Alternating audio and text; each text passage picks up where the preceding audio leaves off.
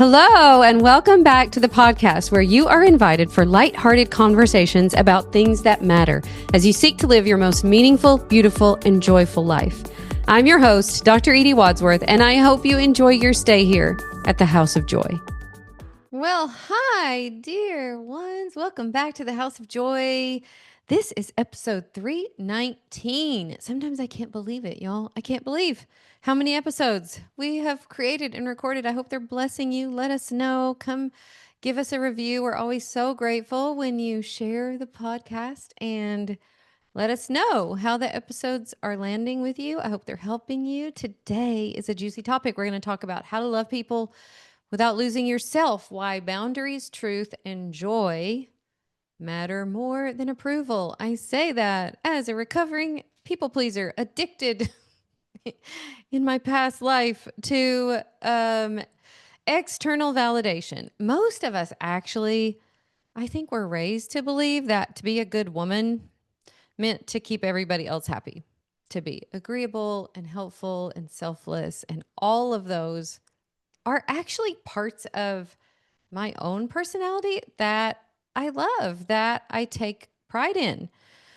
But I have found through the years that if I'm also not making me one of the people that I'm compassionate to and helpful to and tending to, that it doesn't end well. And it doesn't end well for me. And it doesn't end well for the people that I love, that I do want to serve.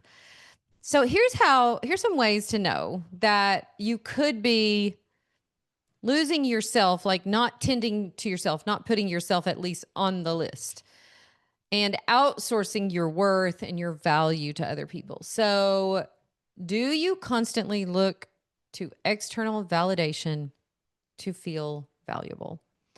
And man, I mean, I feel convicted by that. I know this is something that I think all of us as especially as women struggle with, but I think it's kind of a universal thing. We want other people to validate us, to approve of what we're doing. I think it goes too far when we're ignoring ourselves or hiding parts of ourselves, silencing our voice, not letting our needs be on the table at all. And I think the other thing that I notice a lot about women, especially, and women tend to be this way, geared a little bit more toward being an empath, toward being really sensitive to other people, is that we absorb everyone else's bad moods and everyone else's emotions until our own nervous systems feel frayed and frazzled. So, raise your hand, raise your virtual hand. If you've ever felt really drained, not because your own life was too much, but because you're carrying what was never yours to carry. So if you're nodding alone, let me just assure you that you're not alone. So many of us are currently living this way. I know I have lived this way. I feel like I'm really finally learning how to really love people from a powerful place, and not letting that need for external validation, that need to people please, that tendency to take on everybody else's emotions, to be responsible for everyone else's emotions, to not let that run my life.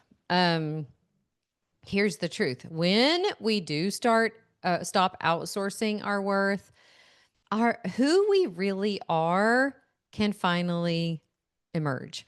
So I feel like in those years when I was people pleasing and kind of asking myself, what do people want me to be? Like, what version of me do people want? When I stopped doing that, I could finally figure out like who I really am, what I really love, the gifts that I can really contribute, allowing my voice to be heard.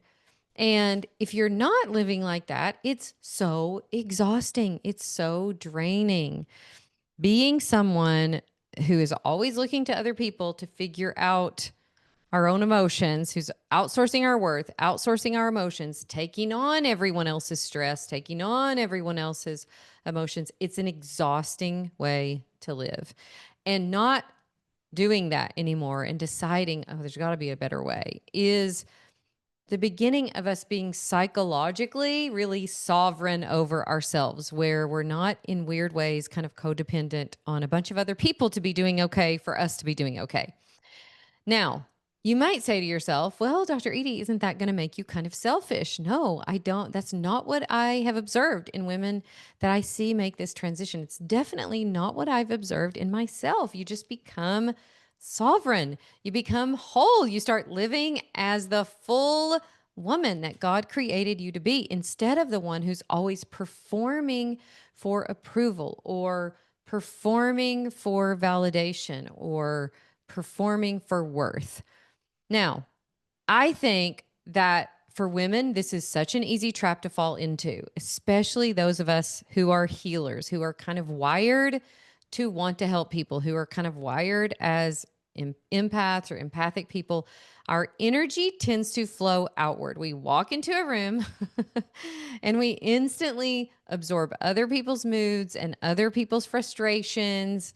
And while in some ways we think that makes us compassionate, I've said that to myself many times. Like I feel like I have this um, a very powerful, intuitive way of going into a room and just reading the energy and reading the room. And if I'm not careful, I take it on. I'm absorbing the energy of the room. And this is not compassionate at all. In some ways, I think for myself, this has been like a trauma response for me, where when I was young, I learned how to do this. Like, oh, if I can come take the temperature of the room and figure out what to be in order for nobody to get hurt or the police not to be called or everybody to be okay, it's kind of like I learned it as a way of coping through difficult circumstances. So I don't, I have a lot of compassion for myself for living that way for a long time. But since I have learned a better way to live where I use my agency, where I have the question of my worth settled by God, not by a bunch of other people, where I'm not trying to solve everyone else's emotions. I'm really concentrating on living in my own. Oh my gosh, it's just such a, a freer way to live. Um, if we're constantly checking other people's, like, you can probably think of times where you're in your own house and you're checking to see, like, what's the night going to be like? How's everybody's mood? It's like you're checking the emotional weather. But and I do believe, I teach this in my program, that I do believe women can have a powerful effect on this. I do believe that when I learned how to really take responsibility for myself, and instead of reacting to everyone else's mood, setting the mood, like, no, this is something that I can affect. This is who I want to be in this home. Um, it has made such a big difference. And I think part of what I have really been learning about over the past 10 years and really teaching is the difference in your true self and false self, the difference in the version of you, the part of you that is redeemed by Christ, that lives in that belovedness that he gives us, that is made in his image, that has that worth question settled, versus that version of us that's our false self, ego driven, wearing a mask, hiding behind a persona, the nice one, the helpful one, the one that never causes any trouble. And learning how to kind of take that mask off and allow people to see my true self and to live more and more as my true self has really helped me not constantly be looking to other people for this validation, and to live as my true self and to really learn, like, who I really am and what my desires are and what my goals and dreams are and how I can live that out in a really powerful way. Again, I think not living like that, living from a false self, living for the approval of others, is so exhausting. We end up resentful, completely exhausted, disconnected from who we really are.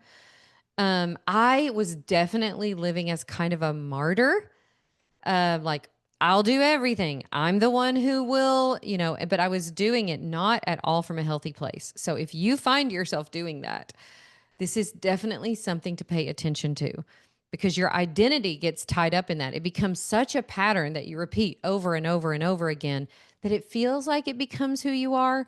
And what I figured out in my years of doing this is I would be kind of passive aggressive.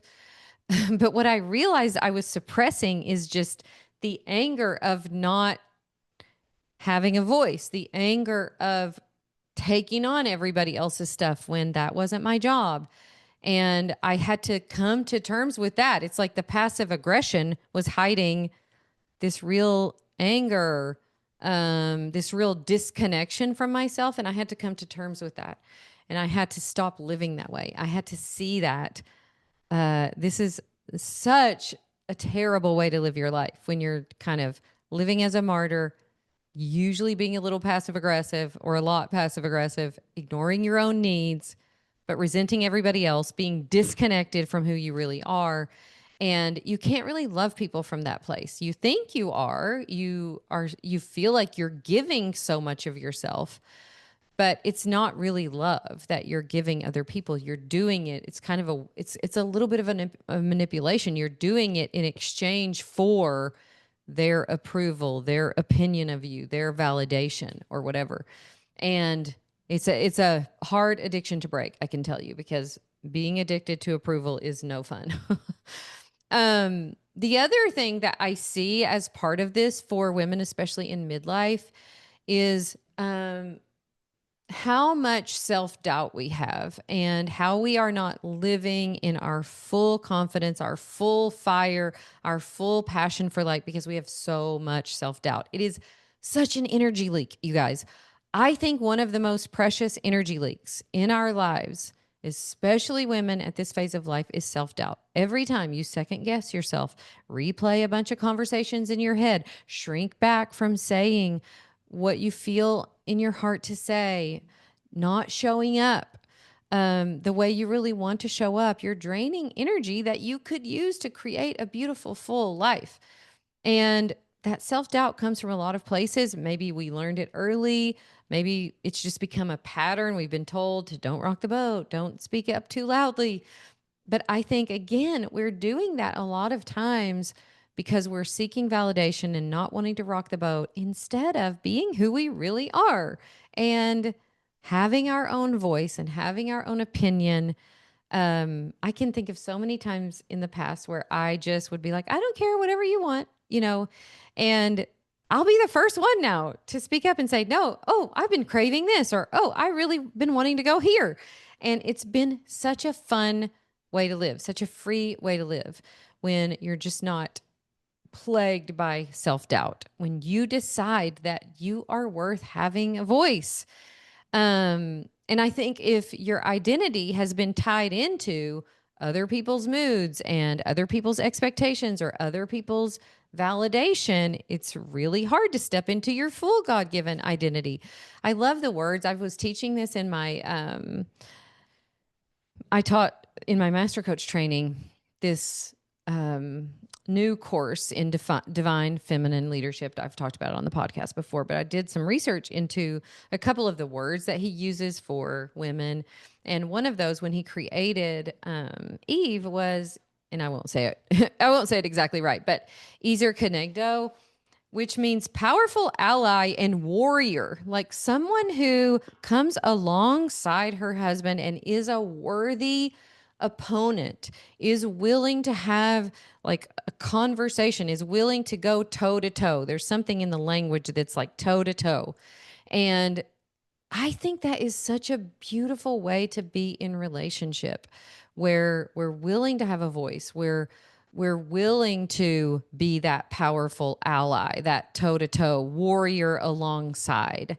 And then another one of the other phrases that we talked about a lot in that curriculum was Ishet Ha'il, which means a woman of valor, where we're fully embodying all the parts of ourselves. We're not disconnecting from parts of ourselves and leaving parts of ourselves behind to be more palatable, to be more easily approved of, but we're bringing our full self to our lives and to our relationships and to our calling. And when we ignore that true identity and live in self-doubt and live in constant approval of everyone else, we just leak our energy. It's exhausting to live like that. when we step into who we truly are, that true self emerges and everything changes. The way you interact and relationships change. I think you can love more powerfully actually from that place. We stop leaking all of that energy outward. We direct a little bit of that energy back toward ourselves instead of our first always question being, what does everyone else need? It's like the oxygen mask. Let's put our mask on because we do have amazing gifts to give. We do want to love passionately from overflow, not from depletion. So we have to tend to ourselves. We have to connect back to ourselves. And in doing that, these masks that we've been wearing can fall away. We can admit when we're tired, when we have needs. We can stop performing. And I think whatever that persona or that mask is that we've been living with can die. I do believe that this is part of what it means to die to yourself, to die to that false version of you that is manipulating people in some ways to get what you need instead of just admitting, like, here's what I need, here's what I want. And I think you can have real intimacy when that happens. Also, I think this allows us to have some proper boundaries. I don't teach a ton about boundaries because I do feel like when you take real agency for yourself and learn how to manage your own mind and your own emotions, you're not like a boundary. Boundaries aren't the first thing that come out of your mind. It's kind of a red flag to me if, I'm coaching somebody and the first thing they say is a well, I made this boundary. Usually that means for most people, you're trying to control someone else. But this is, real boundaries are different. It's where we have decided who we will be in these situations. We will stop apologizing for needing space or rest, or we will stop apologizing for the way we live our lives. And I think that this allows again for our true self to really flourish. I also find that when I started doing this work, I stopped having guilt for having needs. I stopped rejecting the part of myself that wasn't like Superwoman. And listen, nobody loves to be productive and to do, to create amazing things. But I have learned to really take rest. I have learned to take full weekends, full weeks, even close to a month this summer off, and to not have to constantly perform or earn or whatever, which is the way I lived my life for literally most of my life. Um, and where I've stopped choosing approval and started getting that from God, letting him approve of me instead of asking everybody else to. And I just find that this is such a genuine, authentic way to live. And it's so magnetic to see people that are doing this, that are genuinely who they are, that aren't in their minds trying to figure out how to say the right thing. I find that with Christians, this is so rampant where it's like we want to prove how spiritual we are or something. And that's also exhausting. We're not in a race to see who is the most spiritual or to say things that make other people think about us in a certain way. Um, I find honestly, as a person in that's been drawn to healing professions literally my whole life, that if I'm not careful, I'm drawn to this fixer mode. And sort of instead of asking, okay, what in me needs tending to? I'm always trying to figure out how I can tend to other people. And I think that that's great. I love that as a profession if I have stopped abandoning my own self in order to do it. And that has taken me some work.